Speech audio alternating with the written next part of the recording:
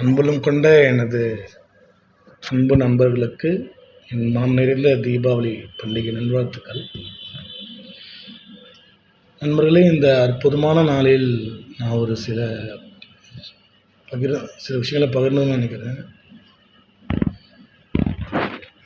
என்னை பிடித்த நண்பர்கள், எனக்கு பிடித்த நண்பர்கள் நான் சொல்லும் இந்த கருத்தை ஏற்றுப்பீங்கன்னு நினைக்கிறேன். தவறாக இருந்தால் மன்னிக்கவும். இது நல்லதுன்னு உங்களுக்கு தெரிஞ்சதுன்னா தயவு செஞ்சு இதை ஃபாலோ பண்ணுங்கள். இந்த தீபாவளி பண்டிகை பார்த்திங்கன்னா நம்ம பல விதத்தில் நம்ம கொண்டாடுறோம். இனிப்பு வழங்கி கொண்டாடுறோம், புது ஆடைகளை உடுத்தி கொண்டாடுறோம், முக்கியமாக பட்டாசு வெடித்து கொண்டாடுறோம். இந்த பட்டாசு வெடித்து தான் இந்த நாளை கொண்டாடணுன்ற எந்த கட்டாயம் கிடையாது நண்பர்களே.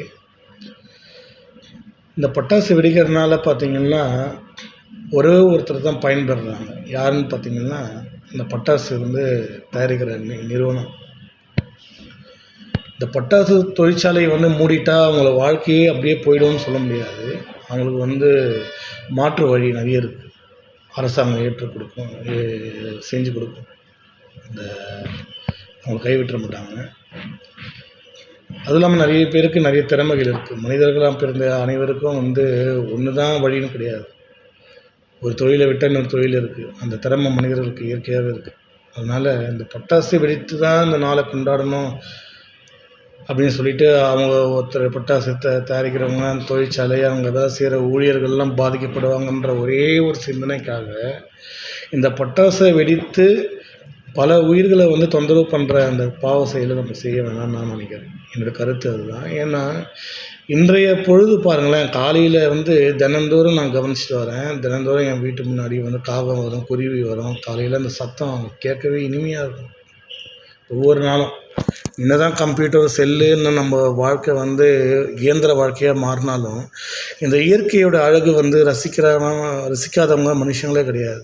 அதை ரசித்து பார்க்கணும். ஒவ்வொரு நாளும் இந்த இயற்கை எப்படி செயல்படுதுன்றதை பார்க்கணும். அந்த இயற்கைக்கு நடுவில் தான் நம்ம வாழ்ந்துட்டுருக்கோம். அந்த இயற்கையுடைய சப்போர்ட் இல்லாமல் நம்ம வாழ முடியாது. அந்த இயற்கை சூழ்நிலையை நம்ம கெடுத்துட்டு இந்த நாளை கொண்டாடணுன்ற அவசியம் கிடையாது. அப்படி ஒரு சுயநலமான வாழ்க்கை நமக்கு வேணும் நண்பர்களே. இன்றைய காலப்பொழுதுலேருந்து பார்த்திங்கன்னா என் வீட்டு முன்னாடி அந்த வர குருவியும் சத்தமும் கேட்கல, காகமும் வீட்டுக்கு முன்னாடி வரல. இந்த பட்டாசு சத்தம் கேட்டு கொஞ்சம் சிந்திச்சு பாருங்களேன். நம்ம எத்தனையோ இப்போ மொபைலு, டிவி, செல்லுன்னு எத்தனையோ பொருட்களை நம்ம வச்சு நம்ம ப்ளே ஸ்டேஷன் அது நம்ம டைம் பாஸ் பண்ணுறோம். 3 வேளை சாப்பாடு சாப்பிட்டு நேரம் கிடைக்கும் போது நம்ம விளையாடுறோம், செய்கிறோம், நண்பர்களோட பழகுறோம், வெளியே போகிறோம், வரோம். மற்ற உயிரினங்களுக்கெல்லாம் பார்த்திங்கன்னா அந்த வாய்ப்பெல்லாம் கிடையாது இல்லைங்களா?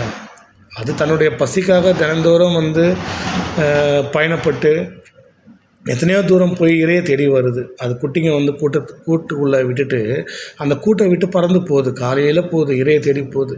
அந்த இரை உடனே கிடைக்கலாம், இல்லை மதியான நேரத்தில் கூட கிடைக்கலாம். அவ்வளோ நேரம் இரையை தேடி போகுது. அந்த காகமோ குருவியோ எந்த பறவையோ இருந்தாலும்.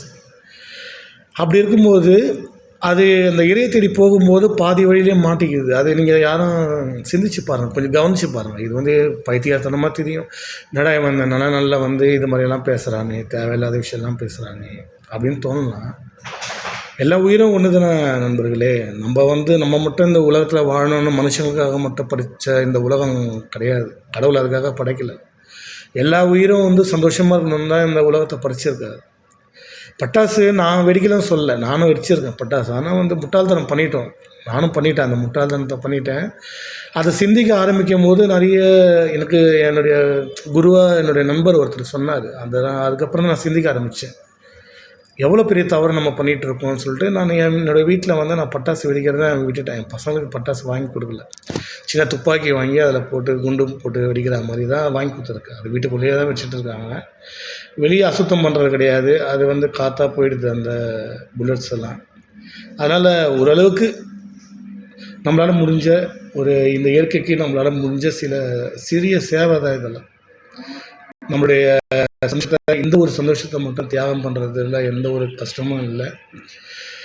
இது இயற்கை சீற்றத்துக்கும் பாதிப்பு. ஏன்னா பொல்யூஷன் அதிகமாக இருக்குது. ஏற்கனவே பொல்யூஷன் அதிகமாக இருக்குது. இதில் ரசாயனம் அதிகமாக கலக்கிறதுனால இது காற்றுல கலக்குது.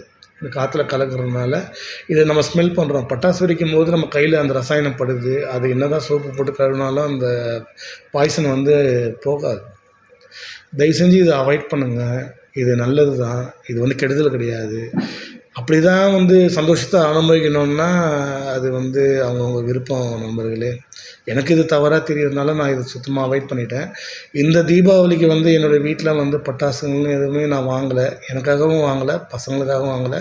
நான் சொன்ன மாதிரி அந்த சின்ன அந்த புல்லட்டில் துப்பாக்கியில் போட்டு வெடிக்கிற மாதிரி தான் வாங்கி கொடுத்துருக்கேன். ஸோ படிப்படியாக இது நான் ஒரேடியாக குறைச்சிட்டேன். இது சின்ன ஒரு விஷயம் மட்டும் தான் வீட்டுக்கு பண்ணியிருக்கேன் பசங்களுக்கு. அடுத்த வருஷம் படிப்படியாக அவங்க வளர வளர அதுவும் குறைஞ்சிடும்.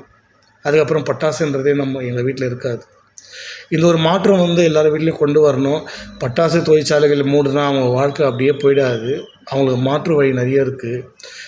எல்லா மனிதர்களுக்கும் திறமை இருக்குது. அது அரசாங்கமாக அவங்களுக்கு வந்து அப்படியே விட்டுறாது. ஸோ வந்து தயவு செஞ்சு இந்த வீடியோவை வந்து எல்லாருக்கும் ஷேர் பண்ணுங்கள். இது என்னோடய சுய விளம்பரத்துக்காகவும் என்னுடைய தற்பெருமைக்காகவும் நான் இந்த வீடியோவை போடல. எனக்கு ரொம்ப மனசாட்சிக்கு விரோதமாக இந்த விஷயம் தெரியறதுனால தான் இன்றைக்கி வந்து இந்த வீடியோ போட்டிருக்கேன். தயவு செஞ்சு இது எல்லாருக்கும் நீங்கள் சொல்லுங்கள். நீங்களும் சிந்திச்சு பாருங்கள். எத்தனையோ பறவைகள் வந்து ஒவ்வொரு நாளும் போராடி தான் அதனுடைய வாழ்க்கையை வந்து நடத்திட்டு இருக்குது. இந்த பட்டாசு வெடித்து அதுங்களை வந்து தொந்தரவு பண்ணி அதெல்லாம் கஷ்டப்படுத்தி நாம் சந்தோஷப்படுறதுன்றது எனக்கு இன்னும் இது சரியாக படலை. ஜீவராசிகளும் பார்த்திங்கன்னா பைரவனுங்க நாய்ங்க கூட பார்த்திங்கன்னா இன்றைக்கி வரல. எத்தனையோ நாய்ங்க வந்து தெருவில் சுற்றிட்டு இருக்கோம். அந்த பட்டாசு வெடிக்கும்போது அது அங்கங்கே போய் பயந்து ஒழிஞ்சிக்குது. ஸோ வந்து அதுவும் பசியில் இருக்கும். எத்தனையோ ஜீவராசிகள் பசியில் இருக்கும்போது நம்ம வந்து அதுங்களை வந்து பொருட்படுத்தாமல் நம்ம வந்து அலட்சியமாக இருக்க வேண்டாம். ஸோ இந்த வீடியோ வந்து உங்களுக்கு பயனுள்ளதாக இருக்குன்னு நினைக்கிறேன். அனைவருக்கும் இனிய தீபாவளி திருநாள் நல்வாழ்த்துக்கள். நன்றி, வணக்கம்.